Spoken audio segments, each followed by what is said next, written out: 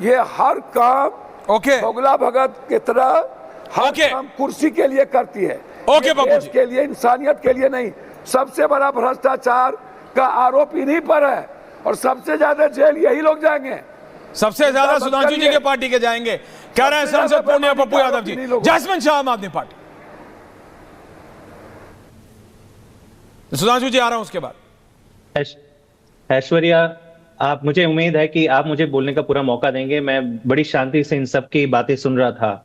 पहले तो मैं बता दूं कि ये कोई संविधान संशोधन बिल नहीं है। ये देश में तानाशाही, फुल ऑन 100% तानाशाही लाने का बिल है दुनिया भर में। और मैं दावे के साथ कहता हूं कि ये आइडिया केवल बीजेपी की खोपड़ी में क्यों आ रहा है।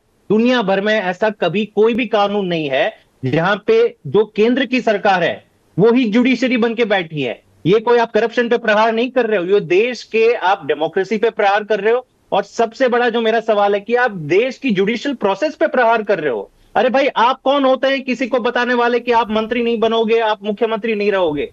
यहां पे एक जुडिशियल ड्यू प्रोसेस होती है। अगर आपने आरोप लगाए, केंद्र सरकार की एजेंसी आरोप लगाती है, ईडी या तो सीबीआई आरोप लगाती है इन सारे तमाम केसों में, और इन दोनों का चरित्र, इन दोनों की पास्ट हिस्ट्री मेरे ख्याल से देश का बच्चा बच्चा जानता है। सुप्रीम कोर्ट खुद कह चुका है कि सीबीआई कुछ नहीं है, अमित शाह और मोदी जी की एक तोता और मैना जैसी एजेंसी है। तो अगर मोदी जी तय कर रहे हैं कि किसको जेल में भेजना है, किसको नहीं भेजना है, तो ये बराबर की क्या बात कर रहे हैं? किसको मतलब आप मूर्ख बना रहे हैं? और इसका सबसे बड़ा ताजा उदाहरण मैं आपको दे दूं ऐश्वर्या, अभी ताजा 1-2 हफ्ते पहले की बात है। सत्येंद्र जैन जी, जो आम आदमी पार्टी सरकार के पूर्व स्वास्थ्य मंत्री रहे हैं, 2.5 साल उनको जेल में रखा भाजपा की इन ईडी और सीबीआई ने। हुआ क्या, 2 हफ्ते पहले सीबीआई क्लीन चिट देती है, कहती है कि नहीं जी, हमने 4 साल सारी इन्वेस्टिगेशन कर दी, एक कुछ चीज नहीं मिला, अब इस केस को बंद कर दीजिए, हमारा मकसद पूरा हो गया। सत्येंद्र जैन की स्वास्थ्य खराब हो गई, सरकार गिर गई, अब हमारा पॉलिटिकल पर्पस सर्व हो गया। तो इस्तीफा तो दूर की बात, ऐसा कानून लाना चाहिए कि अगर आप निर्दोष लोगों पे, जनता के सेवकों पे अगर आप इनको गलत तरीके से जेल में रखते हो, 1 साल रखते हो, 2 साल रखते हो, तो जेल में डालने वाले लोगों को इस्तीफा देना चाहिए। मोदी जी और शाह जी को देश से माफी मांगनी चाहिए कि भाई आपने क्या सोच के चुने हुए मुख्यमंत्री को। या तो आप सिद्ध करो, क्यों आपको जुडिशियल प्रोसेस में यकीन नहीं है? अगर आपके पास तमाम सबूत है ऐश्वर्या, तो आपके 1 महीने के अंदर फास्ट ट्रायल करो, 3 महीने में आप सबूत लाओ। ये दिल्ली की एक्साइज पॉलिसी एग्जाम्पल देख लीजिए, 4 साल हो गए, 4 साल से कितनी बार सुधांशु त्रिवेदी जी ने गला फाड़ फाड़ के बोला होगा कि वो चोरी हो गई। 8 तक का सबूत नहीं मिला, आपने तमाम नेताओं को जेल में डाल दिया। शराब घोटाला नहीं था आपके साथ। आम आदमी पार्टी की सरकार गिरी नहीं, इनकी सरकार नहीं गिरी, चुनाव तक हमारी सरकार बनी रही। इसलिए इनको ये खटक रहा है कि भाई साहब, ये विरोध विपक्ष को अगर हमें कमजोर करना है, उनके नेताओं को जेल में डालना है, तो केवल जेल में डालने से ऐसे नहीं हो जाएगा। उनकी सरकार गिराने के लिए एक ऐसा कानून लाया जाए जो मुझे नहीं लगता कि युगांडा और नाइजीरिया जैसे, श्याम जी आ रहा हूं, डेमोक्रेट सुधांशु जी का काउंटर ले रहा हूं, जैस्मिन, वहां पे भी ये कानून नहीं है। ओके मिस्टर शाह, चैलेंज देता हूं, मुझे एक ऐसा देश बता दीजिए ओके जैस्मिन जी, इस तरीके का घातक, इस तरीके का ड्रकोनियन लॉ है। ओके सुधांशु जी, आम आदमी पार्टी कह रही है कि उल्टा बनाओ भाई, तुमने अगर किसी को डाला और नहीं मिला तो तुम्हें जेल में डालना चाहिए।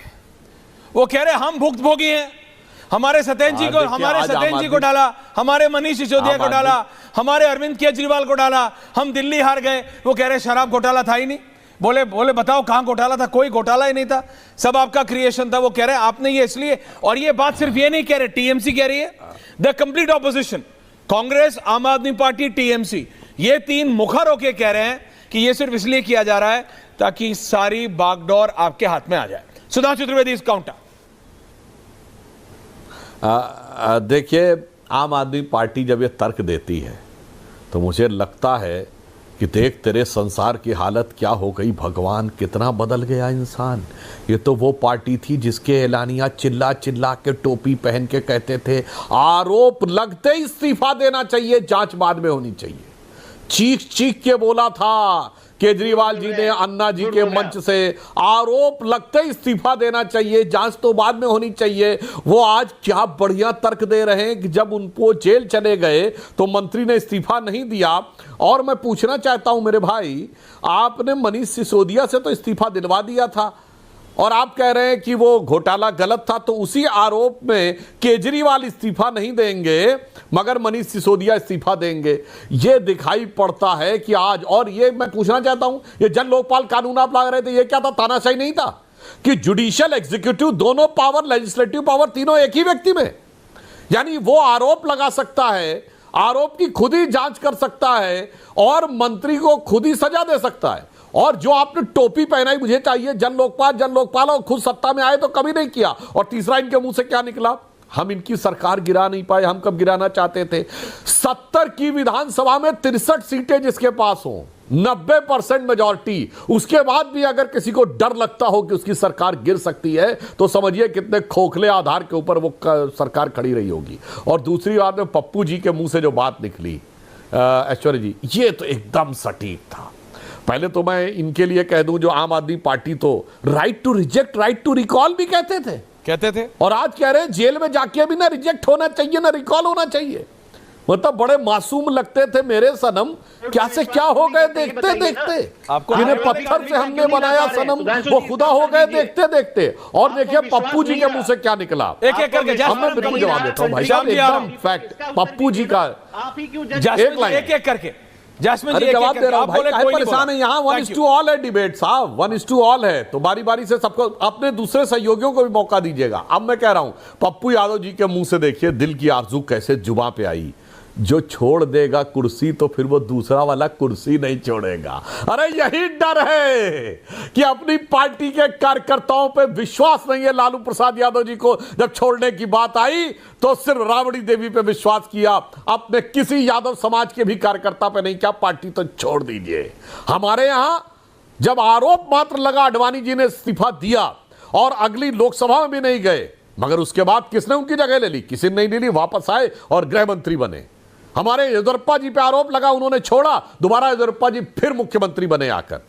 अगर आप देखें तो हमारे यहां डर नहीं है, डर ये बिल्कुल ये हकीकत निकला था। इसका संविधान से, लोकतंत्र से कोई लेना देना नहीं है।